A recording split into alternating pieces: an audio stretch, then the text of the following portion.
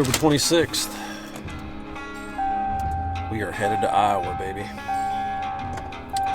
4 years in the making. 14 hours ahead of us. Let's go.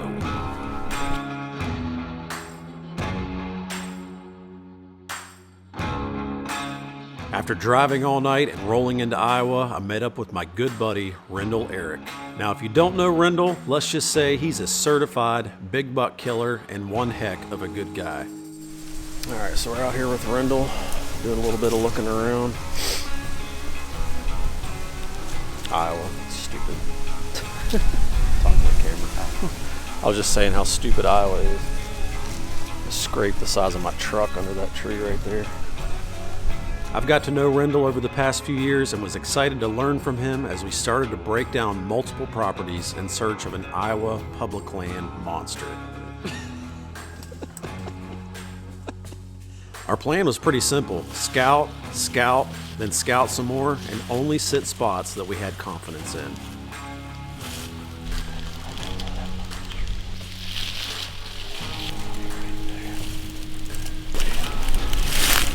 Oh, it looks giant right there. So open, it'd be hard to get in here. Yeah, that's why you have to hunt where that camera is. Yeah. You probably have to come in from sleep your way in. Up it somewhere. I mean, because he can see you if you drop off. Oh yeah. So you have to come in. You'd be better off to come in from the bottom. From the bottom, yeah. After scouting all day, we hopped in a tree for the last hour of light, but no deer were spotted.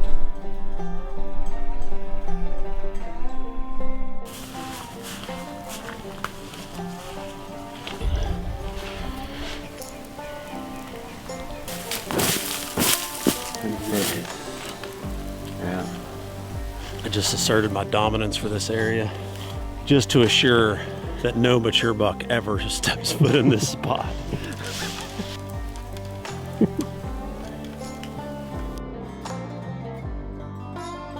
Walk through this stuff to like bumping a deer is like the last thing they want to do. But now that we bumped him, we know right where he's at, and he'll be back. He's not going to blow out of here forever. I mean, he stood up out of his bed and just watched us for a little bit. And then he just slunk off like a big buck does. After jumping a buck from his bed and breaking down the area, we headed out for the afternoon hunt.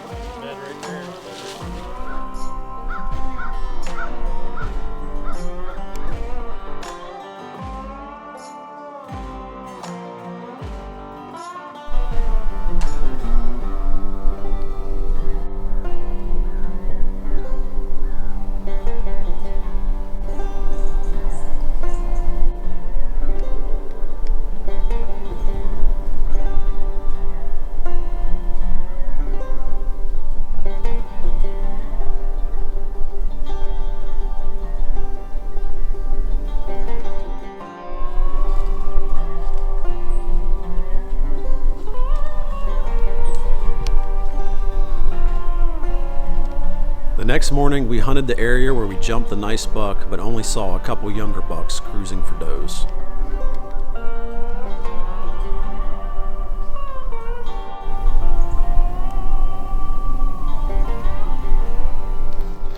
So it's nice and cold this morning. We're slipping into a river bottom where Rendell says it's a really good spot. So we're going to be set up in a spot where the deer naturally travel through. There's a nice little bench on the edge of the river. But we can also do kind of like an observation sit where we can see the other side of the river. So hopefully want to wander by here this morning and we'll see something that we can make a play on.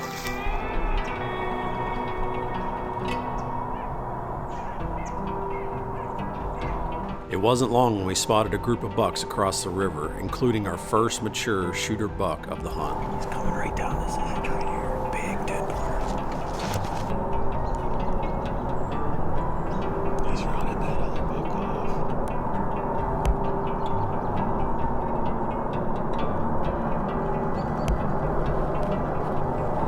You see? That's a big buck.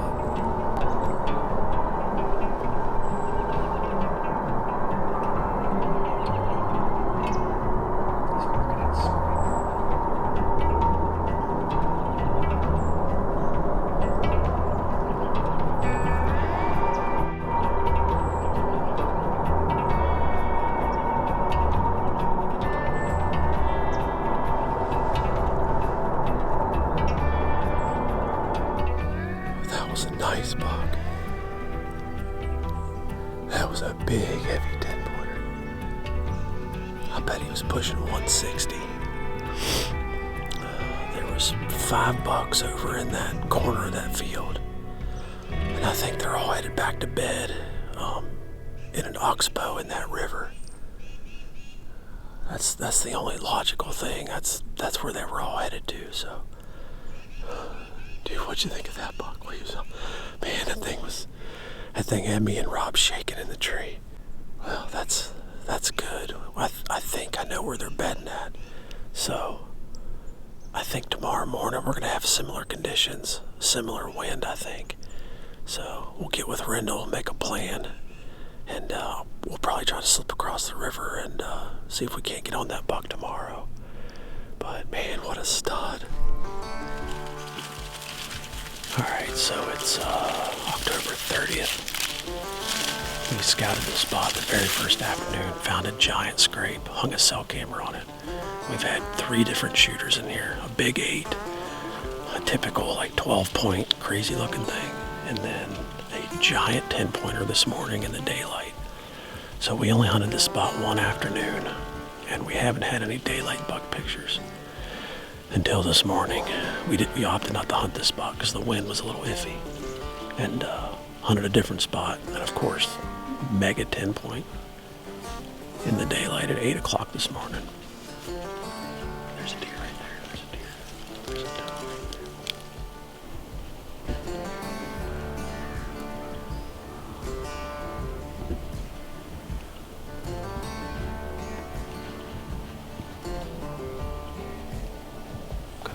So anyway, I'm trying to say that we're trying to work back into this corner on this standing cornfield.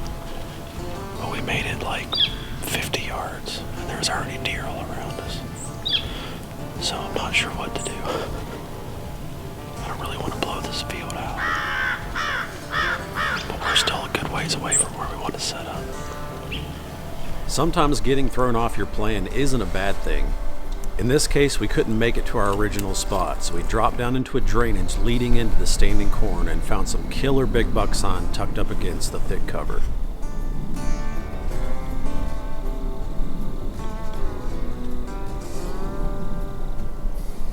As darkness approached, I could hear a deer walking out of the drainage, and in my mind, a giant was about to step out at any second. But as luck would have it, it was just a small buck dogging a doe, but it was still a super exciting evening hunt.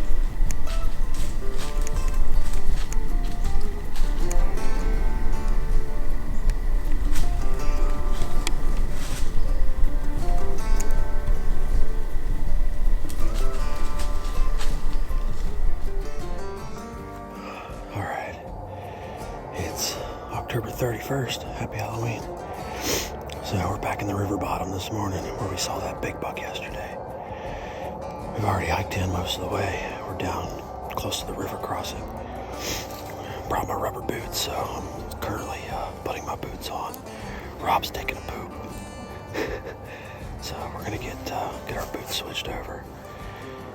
Try to figure out how to cross this river and hop up in a tree over here close to this field where that big buck worked his way down yesterday. I told everybody you had to go poop on video. I had to poop.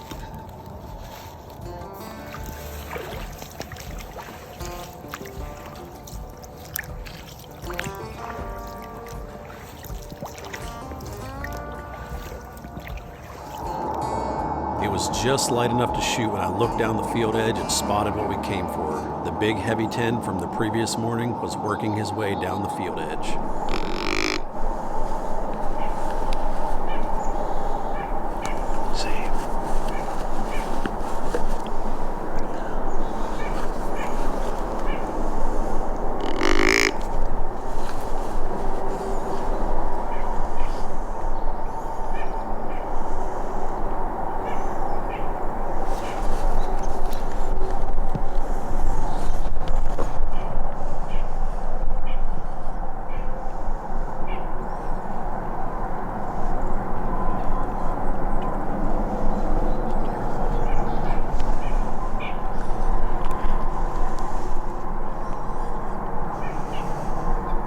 After ignoring my first 2 grunts, I waited for the buck to get behind some heavy cover before calling again.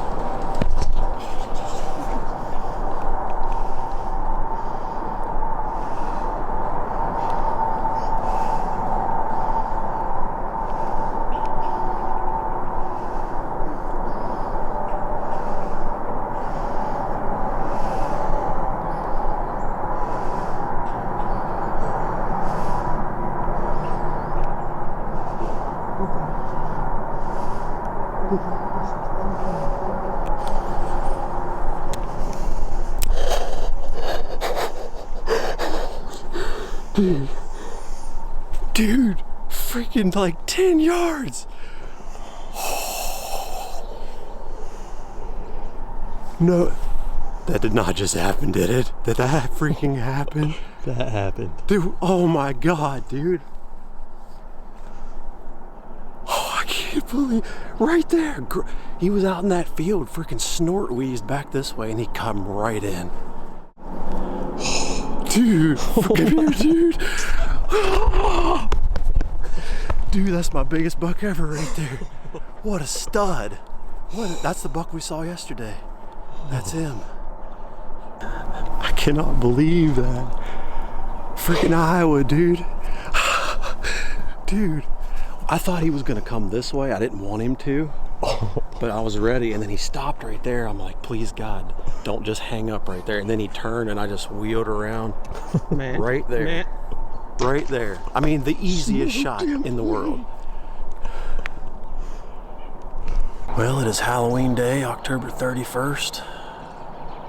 And I don't know, we've been here 4 or 5 days, just putting in a ton of work, scouting, just trying to make a plan for, you know, when the rut really kicked off. We got some warm weather coming in the next few days, warm, windy weather. Rendell suggested we try this river bottom yesterday morning, and we came in here. We were on the other side of the river, saw this buck and 4 other ones, and watched where they went. Rendell knows exactly where the bedding is over on this side of the river, so we kind of figured that buck would possibly do the same thing this morning. So we came in super early, crossed the river, came in kind of blind. Rendell kind of pointed me toward a tree that may work, or an area where, you know, there should be a tree that would work. And we snuck in here this morning, found this big tree. There's a bunch of trails that converge right here, and that was the only buck, or the only deer we saw. He came in probably, I don't know, he was 50, 60 yards from the field edge, and I turned my head back toward the river, and I did a couple grunts. I don't think he heard them, and did a snort wheeze, and man, when I did that snort wheeze, he turned on a dime, walked straight in here, right down this trail, stopped at 10 yards, and just made a great shot on him. He's dead right there. But I got to thank my buddy Rendell, because man, he took a lot of time out of his schedule to do some scouting for me. I wasn't able to make it out this summer. I just had a busy schedule and wasn't able to drive out, but Rendell gave up some of his good spots for me, and I really appreciate that. So big shout out to Rendell. He's just across the river, so we're waiting on him. He's going to come over, and we're all going to recover this buck together, because he's just as big of a part of it as, you know, as anything. So yeah, baby. I knew it, man. I heard you hit him. Oh, perfect. Perfect. Right when I heard you snort wheeze, I'm like, that buck's screwed. And then I heard the impact. Pow! So I texted you right away. He's dead right there. Couldn't be any better. Seen him yesterday morning, came right back in, set up on him. Dumped him. Just coated. Jeez, look at that. Just coated. It's nice when you watch him fall. You know Oh man. oh, dude. Heck yeah. Ooh. Oh, my goodness. Wow. He's bigger than 150, dude. Yeah. Oh, man. What a freaking pig. Probably 160. What a slob. Look at his head. He's a big old sucker. Wow. Heck yeah, dude. He's a giant. What a mass on that thing. He's way bigger than I thought, man. Way bigger. Look at that big old head and neck on him.